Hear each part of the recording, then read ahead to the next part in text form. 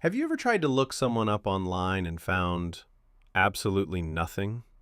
No Instagram, no Facebook, no TikTok, not even a profile picture on WhatsApp. In 2026, this feels like more than just a choice. It feels like a social anomaly. We live in an era of digital exhibitionism, where our existence is often validated only by our presence on a screen. If you didn't post a photo of your dinner, did it even happen?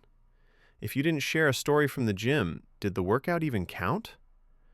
Those who consciously choose to stay off the grid look like aliens to the rest of us. We instinctively suspect them of something weird. We think, are they hiding something? Are they paranoid? Or worse, are they just lonely? But today, let's flip the script. What if these digital ghosts are actually the ones among us who have managed to stay sane? What if their absence isn't a lack of life, but an abundance of it? Let's dive deep into the psychology of social media and the fascinating scientific reasons why some decide to opt out of the game entirely. Psychologists often point to a concept called the internal locus of control. To understand this, we have to look at how most of us function today. We've turned platforms like Instagram into an external battery for our self-esteem.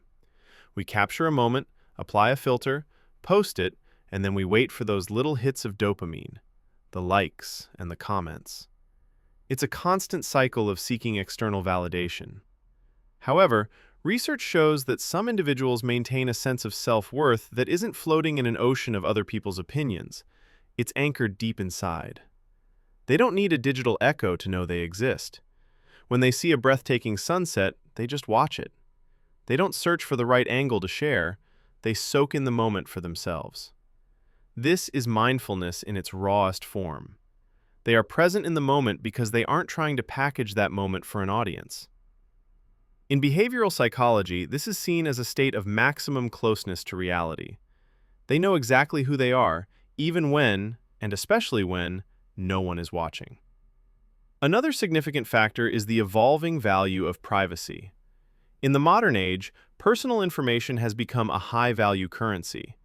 We've been conditioned to believe that the default setting for life is to share. We share our locations, our breakfasts, and our breakfasts.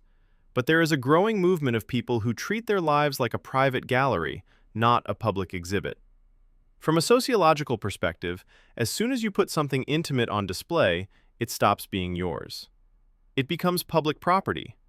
It becomes something to be judged or mindlessly scrolled past. For many, staying off Facebook or WhatsApp status updates is an act of ownership. There is a belief that some moments lose their magic the second they are exposed to an audience. By staying invisible, they protect the sanctity of their experiences. This silence isn't an absence of story, it's a way to keep the meaning of that story intact. It's a sovereign state where no algorithm is allowed to track emotions or sell attention. We also have to consider the phenomenon of emotional contagion. Many people leave social media because they sense the emotional static humming beneath every post.